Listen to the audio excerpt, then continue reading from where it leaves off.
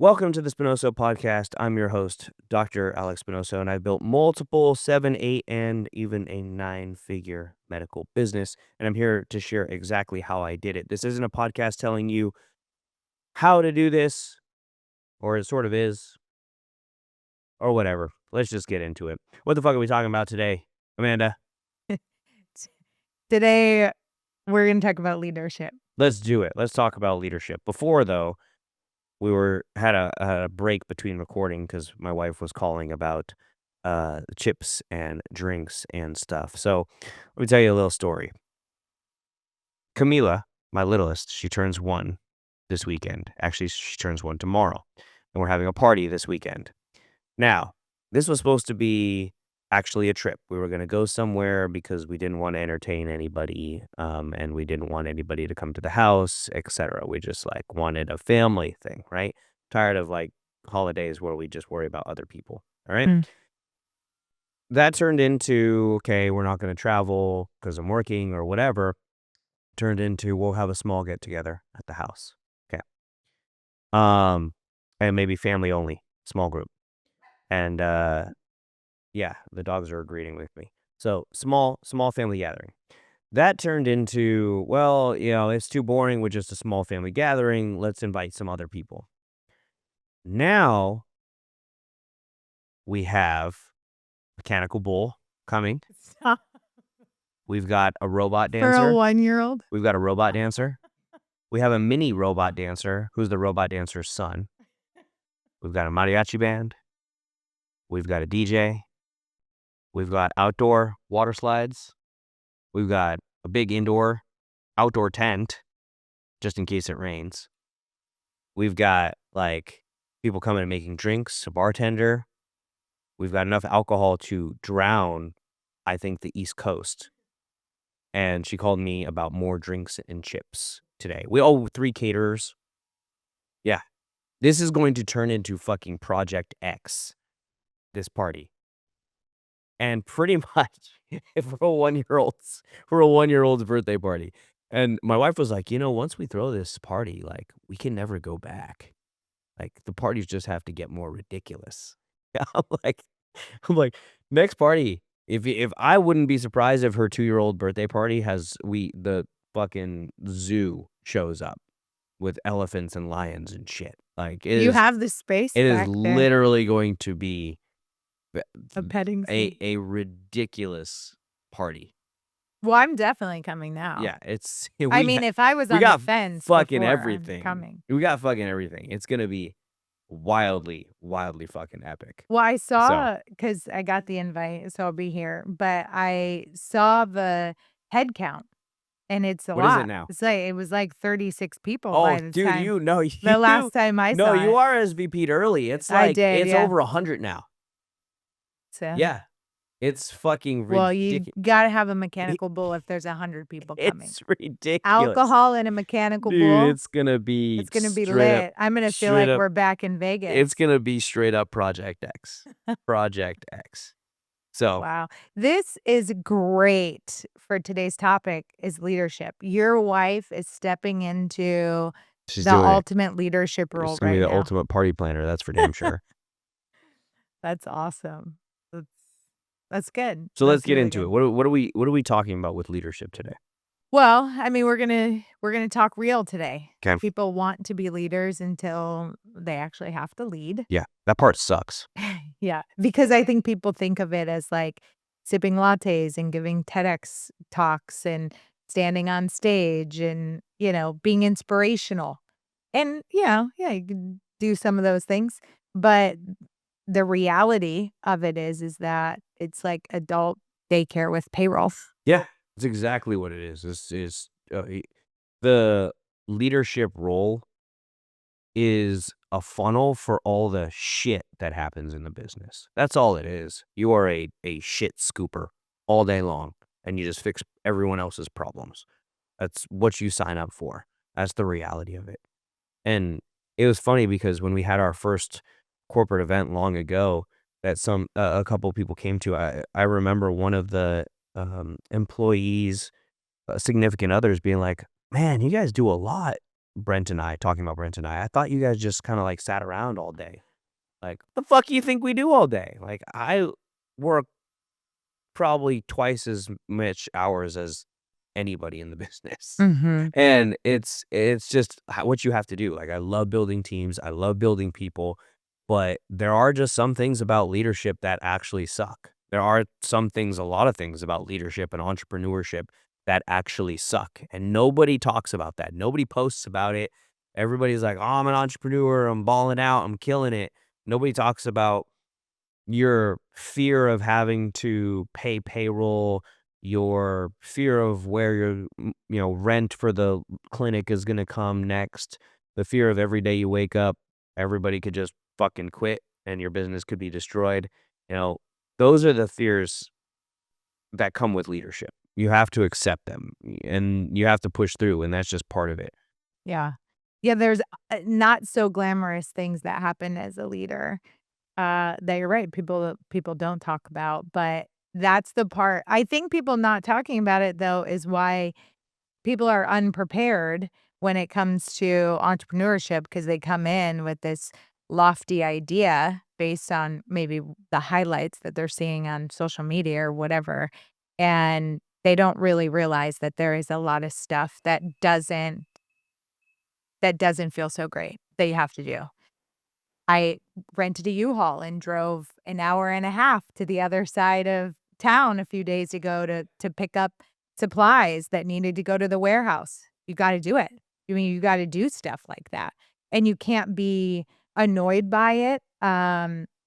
You can't be otherwise you lead with resentment, so you have to build systems as things come up so that hopefully you don't have to do it again. But the reality is you're gonna have to repeat yourself and you're gonna have to figure these things out as they come. And the bigger the business gets, the more you're doing, the more things come up. Um, I was actually thinking about this last night too, because I was sending responses to some of our team at like 9 o'clock last night about different things and, just kind of prepping them so that they had it because I knew we were going to be filming today. So I'm like, I want you to have this, review this, you know, anyway. And I was thinking about that mentality of like the 9 to 5. When you get into leadership, that's not a thing.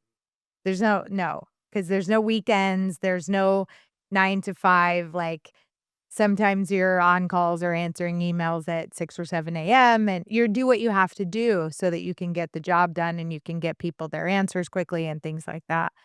Uh, but, yeah, so we're gonna dive deeper into all of this today, but how do you keep yourself from having to repeat yourself all the time? Because the company's growing, you keep bringing on new people.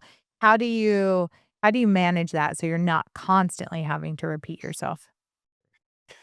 I think that's one of the things you will have to learn as a leader is that you are going to need to repeat yourself over and over and over again. And it's because your teammates might hear it 2 out of the 12 times that you say it. And at least they hear it twice out of the 12 times that you say it. But you may have thought you were clear in the meaning, but people forget super quickly. And a trick to that I've talked about in a previous podcast is a mentor of mine. Um, his name is Keith Craft. He's a pastor. And at the end of every single one of his meetings, he says, what is your takeaway from this meeting? And so a lot of times when people explain their takeaway, he said it was different than what I wanted them to actually hear. Their interpretation of their takeaway was what they wanted them to hear. And I gave him the opportunity to say, actually, this is what your takeaway should be. This is what I meant, and correct them before they went off and obviously acted upon what their takeaway was. And it wasn't the goal that he wanted them. So clarity really came from repetition from him, from asking that question. And at the same time, the best way to learn something is through repetition. So if you're not consistently repeating everything, your core values to your people, to your staff, to those around you, your clients, etc., then don't expect the people to learn the core values. If you're not teaching them over and over and over a certain way you want a consultation done. Don't expect them to do the consultation right. If you're not drilling all these pieces of your business and repeating yourself over and over and over, then you're not being a leader. Side note, I just was at the She conference, the women's conference at Elevate. Oh, okay. And I actually got to meet Keith for the first time. Oh, Like, really? I've been to the church a lot, but I've never actually, like, said hello to him. And he was out walking around. So I introduced myself and, uh, I told him, like, how we're connected, and Yeah. so he was, like, all excited. He's a good guy. Yeah, He's a great guy. super nice. And his wife. The She conference was absolutely fantastic. Was it? Fantastic. They're amazing. Yeah. They're really amazing One of entrepreneurs. the best women's conferences I've been to in a long time. That's phenomenal. Yeah, it was really cool. That's it's a good thing to know that you can ask, you can think you're being clear, you can ask, and you can still get something reflected back that's different. It's like, I did some relationship coaching, and they would often say, "What do you hear your partner saying?" And so it was a chance to say, like, "This is what I hear them saying. So this is what I think they need from what they're saying to me." And so it's a chance to reflect back to your partner, "This is what I hear you saying," and then the partner can say, "No, that's not really what I'm saying. This is what I really mean," or "This is what I'm saying." So they can either say it a different way or just bring clarity. So I've been in relationship coaching where that is done in communication. It works really well. Um, so to do it with our teams is also really important just to make sure that they get it. So anyway, the one of the things too when we talk about leadership is that people hurt you when you're a leader. And sometimes it's the people that you do the most for and that you're the kindest to. Recognizing that as a leader, you're going to get hurt and people are going to hurt you sometimes because people hurt each other. And when you have an organization with a lot of people and you're the one everyone's kind of leaning on, there's hurt that can come with that. Yep. Absolutely. People don't talk about that in leadership Absolutely. 100%. or that that's a part of it, I guess. Yeah. That is a huge part of leadership and I see the mistake that entrepreneurs make is that they want to be loyal and they stay loyal to people who are actually dragging their business down. And what you have to realize is that if your most loyal person that you think of or anybody who you think is loyal, if they're dragging your business down, then they're actually not being loyal to you because they're not helping you improve your business. They're not helping you improve your growth. And I was listening to a podcast the other day, and one of the entrepreneurs was talking about how his father was keeping all of these employees that he's had forever that he built up the business with.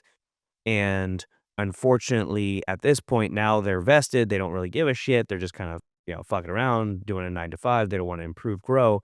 And the advice was exactly like I'm saying on this podcast that if those people are not really pushing and growing and want to improve the company, then again, they're not being loyal to his father. They're not being loyal to the owner of the company. And it's the same in my business where I've had people where I've poured into the most, I've worked for the most, and I've had to fire. Like, I mean, some of the first employees we ever hired, I had to fire. And I was loyal and I kept them in my business forever, longer and longer and longer because of that feeling, because I felt like they needed to be here because they helped me build the business. And those are sometimes the people that treat you the worst. And they might not treat you directly the worst, but they treat your business the worst. They do all sorts of shit they're not supposed to do. They all do all sorts of things that question their integrity. They do all sorts of things that, are focused on money driven instead of results driven. And the problem with that is you don't see it because they don't do it directly to you. They just do it in the business because they have fallen into, I would say, complacency. And the problem with that is you have to end up firing them. You have to remove them You have to fire loyalty to hire for efficiency. And it sucks, and it's terrible, but it's part of the game. After a while, I have realized that my entire, I would say, goal, my entire commitment, who I am focused on is really my family and the people in this house, because we're in my house, but the people in this house, my family, and the business. Not an individual in the business as a whole. And a great entrepreneur in charismatics, he asked me a question last night. They had a person who just left, and she had been with them for 8 years, and she wrote a resignation, like as a threat, essentially. And they said, okay, resignation. And then she tried to take it back. It's like, bye, Alicia. You just fucked yourself. And he said it was hard. There was tears with her and blah, blah, blah. But like, you just showed your card of what type of person you were to the boss. Don't expect mercy on the backside. And obviously, it was painful for the leader. I mean, he's like, we'd been with her for 8 years and grew with her and everything like that. But as a leader, we're not going to take bullshit like that. We're not going to take threats like that. So if you feel like blackmailing or threatening the person who pays your paycheck is going to end in any way good, wake the fuck up. Seriously. And that's going to happen. That's going to happen with people you care about the most because they feel like they can do that. Because there's that relationship there where they feel like they can cross boundaries that other people can't. And at that point, sometimes you just got to cut people's heads off. A sense of entitlement. Mm-hmm. Yeah, and that can lead to gossip too, because I think when somebody has a sense of entitlement or a history, it's easier to be like, well, I knew them before, or yeah, feel like, well, I helped them get to this place. And so I'm entitled to some level of maybe gain that they don't feel like they're actually getting. Which is interesting because when the relationship is there, you would think that that creates more transparency if it's a healthy relationship. But sometimes in leadership, it just isn't. It doesn't unfold that way. It depends on the type of people that you have in your company. And the type of people that we hire at the very beginning aren't necessarily people that we would hire 5 years down the road, but they were what we needed at the time to get started, and it's the reference point that we all have, and then as you learn more, grow, surround yourself with even better people, then you would hire differently, and so some of that comes up too. That's a hard, um it's a hard aspect of leadership for sure. Where do you feel like there have been times where you have had kindness that you've extended to somebody, but you've gotten shittiness in return? I mean, there isn't a specific situation. There's a lot. And I think that's part of business and being an entrepreneur in general. If you are doing the right thing always, there's going to be plenty of people who are not doing the right thing. If you're always a great business partner, there will be people who are not good business partners. And it's the same with partnerships at home. If sometimes you're a great spouse and there's going to be people who aren't great spouses.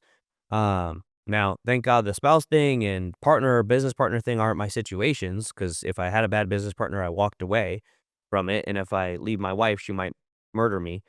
But when it comes to people in your business and vendors that you deal with and stuff like that, yeah, there's going to be multiple people that, uh, I guess, that you go through with the shittiness, if you will.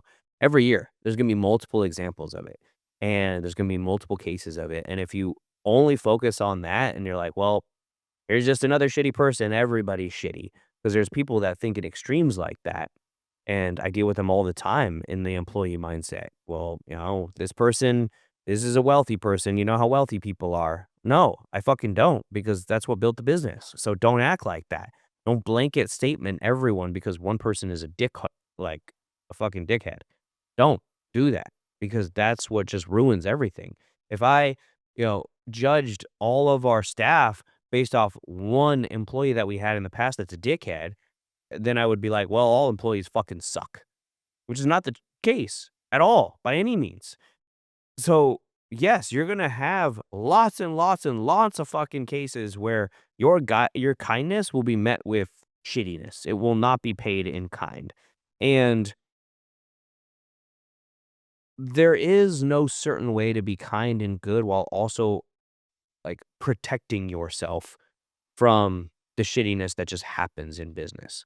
Yes, there are contracts, and great contracts make great friends and business partners, etc. So make sure you always have those things in place, like we talked about, being very clear about your goals, your mission, your vision, being very clear about your teammates and your employees' positions and why they're important and what you want them to do. So, really, transparency and clarity will lower the amount of shittiness that happens to you.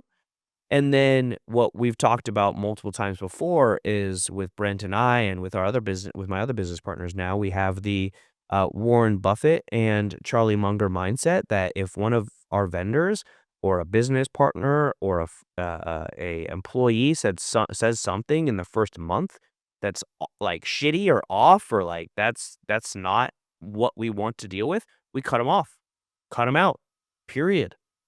Because that will save you way more grief than anything else in the world. It just 100% will. So, I caution you if you're gonna get an entrepreneurship and think that you're never going to get fucked over. I caution you if you get into entrepreneurship and you think that you're never gonna have shitty days. You're never gonna get in a situation where somebody said something and then they went back on their word. Because that will all happen. It's guaranteed to happen. 100%. There is no fucking way that it will not happen. I'm sorry. You think it won't happen to me? It will 100% will happen to you. The longer you stay in business, the longer you do business, period, it will 100% happen to you without a doubt. And you just have to be okay with that. Yeah, and take that a step further too, and it's leadership, I think, as a whole. I mean, we experience these things as entrepreneurs because we're the leaders, but also if you're in leadership under another company, it's leadership. These are things that happen in leadership that just don't feel so great sometimes, but it is a part of it. So whether you're an entrepreneur or a leader in another company, these things apply. Um, On the flip side of what you were just talking about, while you get rid of people at the beginning, if they don't, or, if something seems off, sometimes that's not the case, but then people will just disappear, like, out of nowhere. You get somebody that you think is a lifer, and then all of a sudden it's like, "Hey, peace out." Yeah, And that's absolutely. hard. Absolutely. Yeah. Some people just they won't give you notice, they won't give you a call, they just straight up vanish, and you can never get a hold of them again as employees, and it's the strangest thing. It's so weird to me because, like, I mean, unless you're dead, like, I don't think I could ever do that to anyone at No. all, so it's a strange thing that happens, and sometimes it's one of your great employees that just never fucking shows back up to work one day. We had a girl who went to lunch, she never came back from lunch. We're still waiting for her to come back for lunch. This is, like, longest lunch break ever. She just never came back. Like a 5-year lunch break. Yeah, it's like the longest lunch break on planet Earth. We hired our first internal CFO.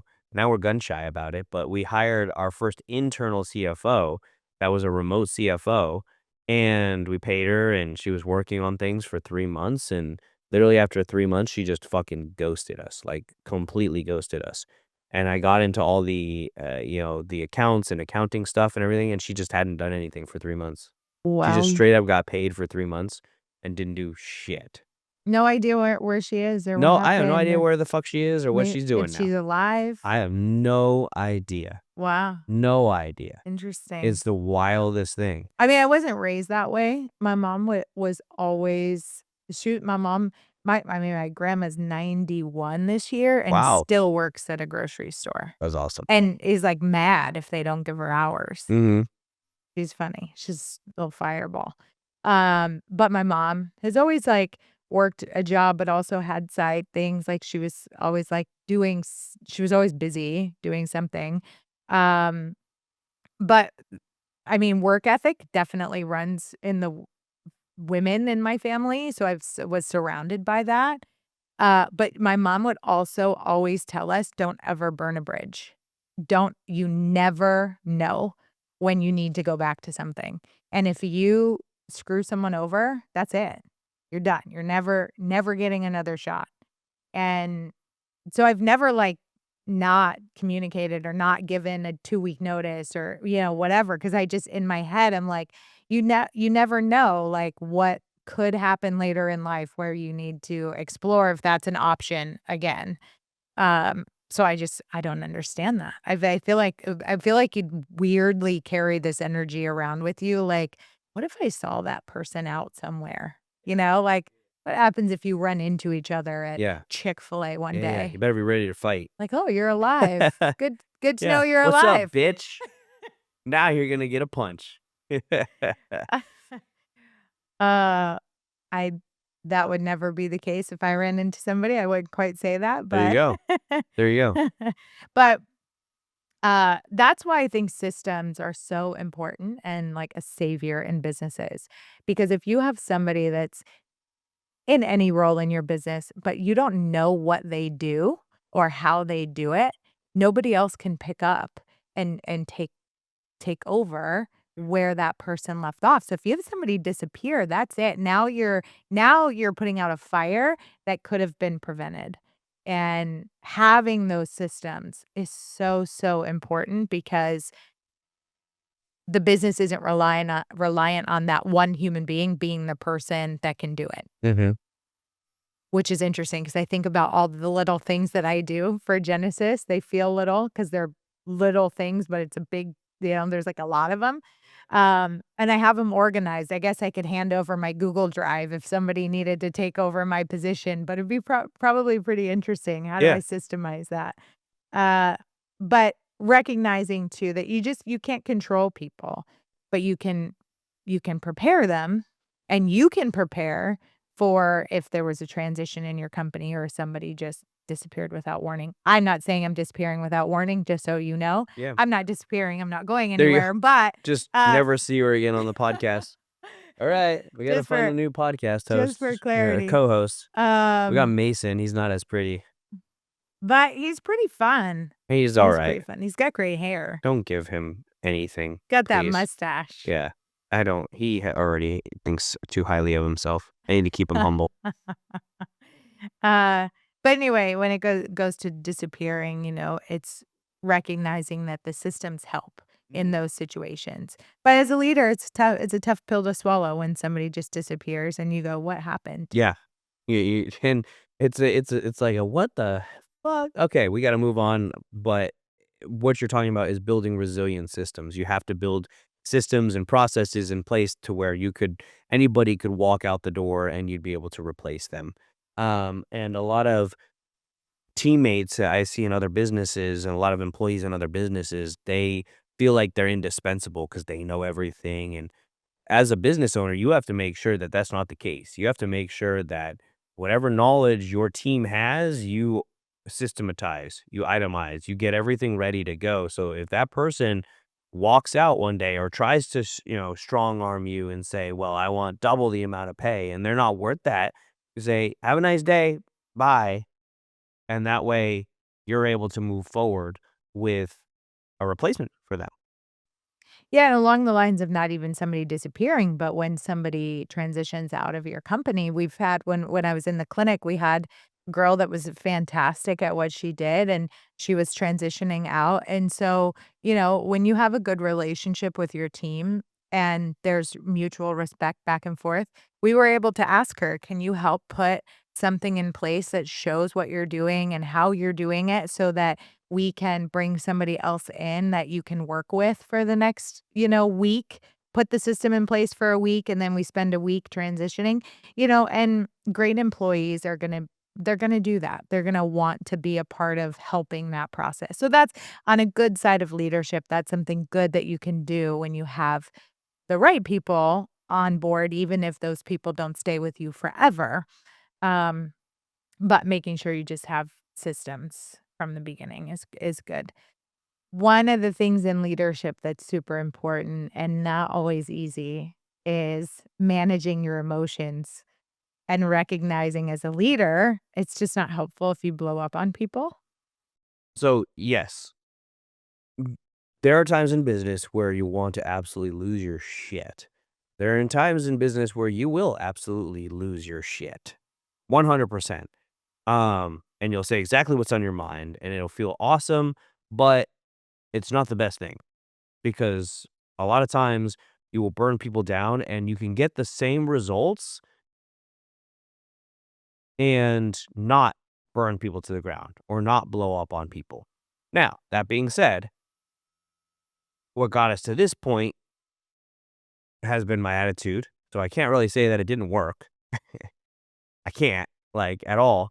But at the same And time, for those people listening that don't know you before, what do you mean by that? yeah. So pretty much I was angry like 24/7. I think I still am. I just like the Hulk and have sort of learned to breathe techniques and to control it. But no, what I mean is that look, I have two rules in life. Do your fucking job. Don't lie about it. And when it comes to like business memory, normal memory, I can't even remember what I had for breakfast or your name. But for the most part, when it comes to business transactions and things like that, I remember fucking everything. So don't tell me something happened or this, we talked about this or that or like this, and it's a fucking lie because I will bring you just hell down upon you. Number one. And yeah. And then number two, just do your fucking job. Like you won't get yelled at and you won't get talked to if you're doing your fucking job. And we had an employee that we ended up terminating, Brett and I. And she came to us because Brett and I have an open door policy. And she said, I want to have a meeting with you guys. And she said, every time you guys talk to me, I feel like I'm just not doing something right. It's like, yeah, that's the fucking reason why we're talking to you. Like, we wouldn't talk to you if you were killing it. There are some clinic directors that are like, are you guys mad at me? I haven't heard from you. No, because you're doing your fucking job and I don't have to babysit you. There's plenty of other people that I have to babysit in this company or that company, etc. But if you're doing your job, you're usually never going to hear from your boss because you're doing your job and your boss doesn't have to come down and fix it. And sometimes your boss is not going to give you a pat on the back and a shake of the hand and say, great job every time you do your job or every time you do something great. It's just not going to happen every single time. And you have to realize that in a bigger and bigger business, that's what's going to happen if you're an entrepreneur, for those out there listening. But if you are the leader, guess what? It isn't always great to blow people up because you might lose influence and respect blowing people up if you make it personal, if you try and do some sort of attack on people. And the problem sometimes still remains. So try and control your energy as much as you can and lead with discipline. And that's really what can guide strength. Now, at the same time, every once in a while, someone just needs to get fucking yelled at because they just don't get it. Some people just do not get into their heads. And unless you just yell at them or tell them, look, this is what I fucking need you to do. Pay attention. Then it clicks for them. That there are some people that are just like that. And you're going to have that conversation with them as well. But the majority of people are not like that. So if you do that to everybody, I guarantee out of 10 people, there might be one person that reacts well to that. The other 9 will shut down. Have you ever heard the statement, you attract more bees with honey than you do vinegar? Yes, absolutely. Yeah, that's what that makes me think of. Absolutely. So this week, Little side story. I think it's flies, but I don't think it's bees. I think it's Why would a fly want honey? flies are attracted to sweets. Bees, why they don't care. They They make create honey. that. They ain't gonna come and Are you like hang sure? out. Mason, I feel like you need to Okay, look it Google it. up. Google it. What's the phrase? What's Which the one of us phrase? is right? No, to say you attract more. There we go. Drum roll, please. Stop. Flies. Yeah. See, that's why your leadership has sucked. You've been over here trying to attract bees with fucking honey, and they're like, bitch, I can make that myself. Why do I need your honey? I don't need to go over there. Yeah. And then every once in a It's while, flies. your leader will tell you that your leadership sucks. Yep, Thanks. yep. Thanks, boss. But guess what? Guess what? Guess what on top of that is that you could attract even more flies with shit. So I don't know if that phrase is really good because you can go from vinegar that to wasn't a good honey one. to shit, and all the flies are attracted to the shit. This whole thing just fell So apart. it really It just just is all not fell gonna. apart. Yeah, yeah. If you're gonna use phrases in history, first know What it what it is, and second know that. Make sure that nobody could poke holes in it. Sometimes my son will be like, "Really, mom?" Yeah. Because I'll say something that's Yeah. totally off. Yeah, there And you he's go. like, "Really?" And I'm like, "Oh, that wasn't it?" Yeah. Okay. I gotta get you a proverb book. So little side story. You don't really know this about me because I have controlled this very well, especially in the work environment. Really? But I have a lot of fire in my chart, my astrology chart. So I can be quite fiery. I have earth and fire, so I'm pretty grounded, but I'm pretty fiery, especially when I get to a point of like intensity. And this week we were reading our charts together in like Sean and Isaac and I, Mhm. and Like your historical charts or like it's like your your astrology astrology chart. So charts? like when You're you're reading your charts together? yeah, so Okay, like I when gotta you're learn more about this because I that actually sounds fucking weird. I was gonna ask you when your birthday was, so I wanna read yours. Oh, it's April 2nd, I and know, it's but I need to know Aries, the date or the, time you were born too, so I can actually like look up the details. 7:14 AM or something like that. Okay, so I'm gonna look this up and Mhm. send you some stuff. But so I have a lot of Aries. I have 3 levels of Aries in my chart, my Okay. birth chart. And Aries is known to be super fiery. Mhm. And one of the things it says under Aries is they tend to yell. Mm. And when I was reading that, like both Sean and Isaac started laughing because I will yell at home. I yell a lot. Yeah? That's funny. I'm, like, yelling at the dogs to get out of the I mean, it's funny now because even Elia repeats me now Oh, yeah? because I will be like, That's "Get out, dangerous. get out." Like, I'm Yeah. telling the Yeah, dogs, yeah, like, yeah. "Get out," you know? Yeah. So I'm, like, yelling at it's not like this nice, like, "Go," nicely. I'm like, "Get out," you know? And and Elia's now she will and is Sean says, "Damn," like, in a Yeah. good way. So the other night, she was like, "Damn, get Okay. out." And I was like, "Oh my god, she did that so perfect." That's This so is good. like, we gotta get this under control. Yeah. Um, but yeah, so the blowing I up dropped something the other day. I was like, "Son of a bitch," and Gio was like, "Son of a bitch." I'm like, "Oh, shit," in a super Mexican accent. I'm like, "Damn it." that's good. Well, my kid will be running around saying "damn" at the party, and There you go. you'll say "son of a bitch." But anyway, yeah, so the not yelling thing is interesting 'cause, I've done well over the years developing that so that it doesn't, come out in certain environments, but, um, it really is it's like a short-term satisfaction really before we move on.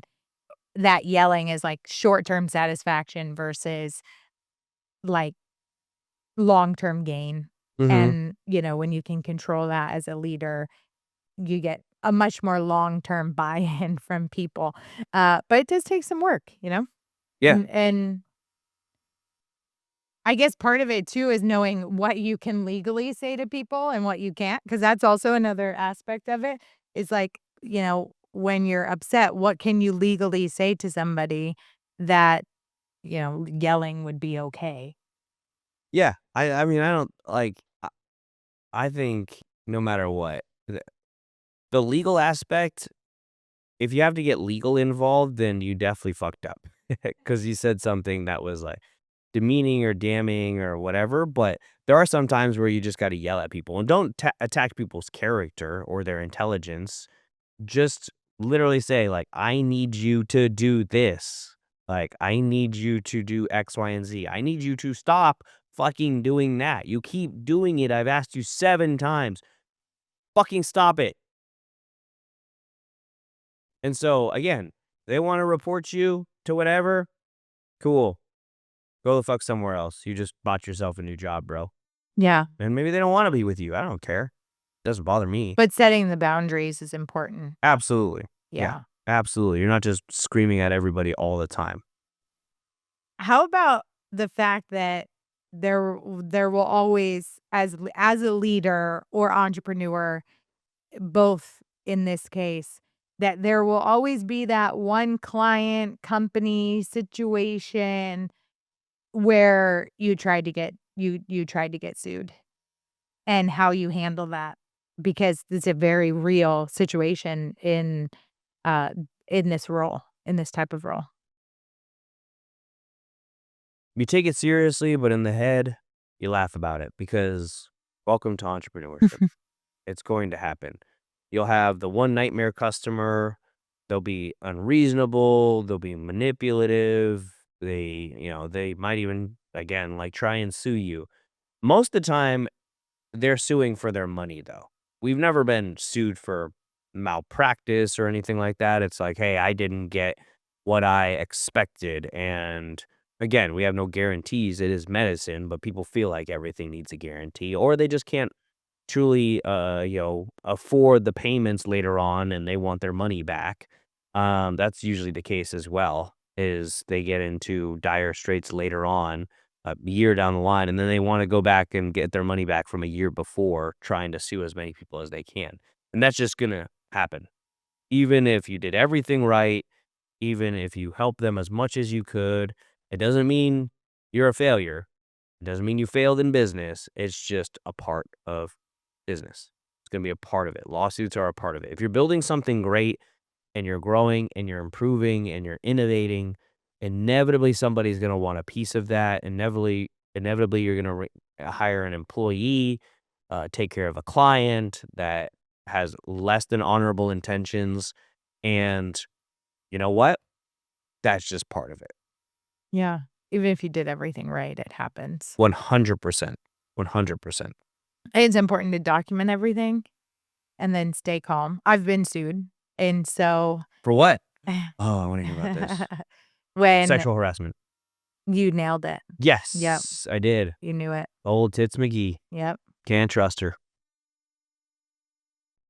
The uh the girl that sued me, we had a non-compete, and it was a 200-mile non-compete, and the Uh, business that I was consulting for was 198 miles away. oh, Jesus. That's of course how it Yeah. so it's like, Yeah. I get it. I get there's laws and stuff, but Yeah. it's always something super petty. Yeah, I was like, I didn't even and I actually, interesting enough, I had had a conversation with her after I took the consulting job, and I was like, "This will be really cool, like, we can do some things together. Let's bring you and what you're doing into this." So, I thought You tried to it make was it gonna help. beneficial? Yeah, but and partially because there was not even a thought in my mind that it was within a 2. I didn't look because I was like, I'm 4 hours away or 2 hours away or whatever it was, like, to me was like, I didn't even think of the non-compete at that point. But I was also thinking I could bring her into it, but yeah, so she was like, "Oh, that'd be great, yeah," until I got a letter in the mail, like, the next week or something that she was suing me. And what I was a mess. Oh my god, it was terrible. It was the first time anything like that had happened, and, I was just like I was hurt, and I was like, "What? I don't even know what this is all about." And so it was just a lot of confusion, and it consumed me really for months. Um, I haven't been sued since, it's only time, but I definitely at this point. Oh, no, that I had someone come after me, it was an old employee, um, which was also interesting because we had a check-in or, um, not a check-in, but a clock-in process that was digital, And she would always send me screenshots with, like, edits on them, like, when she was there and when she wasn't. It was just super confusing, and I remembered having multiple conversations with her around, like, you have to check in like, you have to clock in when you're there, and you have to clock out when you leave. You can't just, like, fill in the gaps, like, 'cause that's not how the system works. Yeah. Um and then she said she was going in, I don't know, to get the mail or something at one of my locations. It was like a Sunday, and I was like, "No, but we don't need the mail on a Sunday. It's totally fine. Like, no mail needed on Sunday. You can wait till tomorrow when you're actually there." Well, all of these things were like a setup to, like, sue for not getting paid for a certain number of hours that she worked, Right. and Yep. so, of course, that didn't go anywhere because none of it was legit, but when I got the paperwork for that, it was, like, laughable. I took it serious, I replied, I did what I needed to Yep. do, but it was like, "No, it's actually not gonna." But I was in a mess, like, the first time something came my way legal, I was, like, terrified, Yeah. "Oh my god, what did I do, and how did this happen?" Second time, I was like, "Ah, it's fine. Yeah. Yeah. Yep. Here we go I can again. figure it out." Yep. Yeah, Exactly. Exactly. And yeah. that's again, that's part of it. Like you'll have clients that do that. You'll have vendors that do that. People that do that in general. And there's some. I saw someone post the other day because I posted about this, where as you grow in business, you'll just happen to get lawsuits. You'll have more lawsuits. It's just a volume thing. And I laughed because somebody posted some consultant, business consultant posted, and you could tell she lives in her fucking basement. It's like, "Oh, if you keeps getting sued, then that's a red flag." It's like, "Okay, I could tell you've never built a real business big enough to actually get sued." If you, uh, I believe Elon Musk has been asked about it. Jeff Bezos have been asked about it. If you listen to all their interviews, that sometimes lawsuits get brought up, and every single one of them, I think Elon said he was in no less than 20 lawsuits at like year round. Wow. Just 20 lawsuits year round. That's like the minimum that he's ever had at a time. Bezos, Amazon, same thing. 20 lawsuits year round. Like these Interesting. bigger companies, I mean, they have a big legal team and they're just consistently in lawsuits year round because it's a volume thing. If you're serving hundreds of thousands, millions of clients, you can't win them all. And Mhm. you'll have a lot of people that love you, a lot of people that hate you, and then a very finite amount that really hates you and want to sue you. And it's just going to happen in business. You build a big enough business, you're going to get sued multiple times. Yeah. Yeah, It's a and numbers game. what you do with it, I think, in the end, it's keeping your mindset in a good place and focus on what you're building so that you don't let those things, derail you in the process. Like, in leadership, how does somebody develop the mindset where they can handle all of these things that we talked about today that are less than desirable? Um, I don't think you develop it overnight. You develop it through experience. And it's the same as running a business. I have my master's in business healthcare management, and it was truly useless running an actual healthcare business. Truly useless. So you can read about it, you can learn about it as much as you want, you can listen to other entrepreneurs about it, but you're never going to be able to, I like to say, harden your knuckles until you do it. Like the things that happened this last 12 months would have definitely 5 years ago fucking killed me. Absolutely would have killed me. And you just get stronger and stronger and stronger, and you go through more and more and more BS, and you just learn that everything is not the end of the world. It's like, this is what happened last time. This is what's going to happen this time. Let's do this. Let's do that. And the problems that you had that were major problems before now become laughable problems today. And the problems that you had today would have killed you 5 years ago. And that's part of growth, and you just have to realize that's going to come, and from you just continuing to improve yourself. Yeah, your capacity to it changes over time.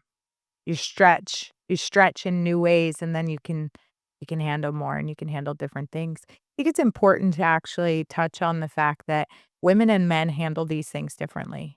Absolutely. There are studies that show that women hold negative emotion at a higher rate than men.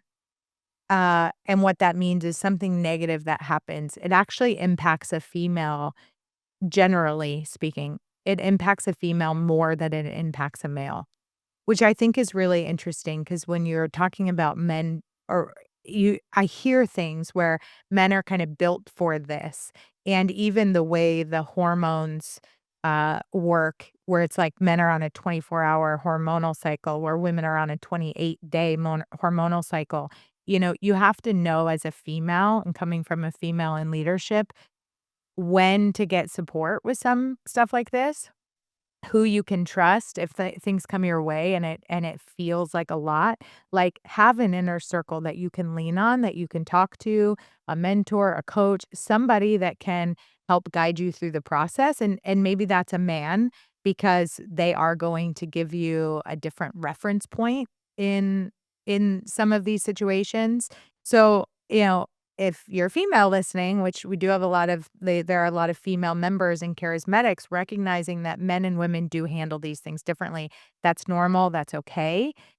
Give yourself grace, but find the support that you need. If you're a female and you are holding on to some of these things and you feel like it's too much, get the support that you need because, it might just be the fact that you're in the first week of your cycle and everything feels like it's terrible. And next week, you're going to feel like everything's fine. And so, just recognize that we are built differently and not everybody's gonna manage everything the exact same way, but keeping your head in the right place is the place to be.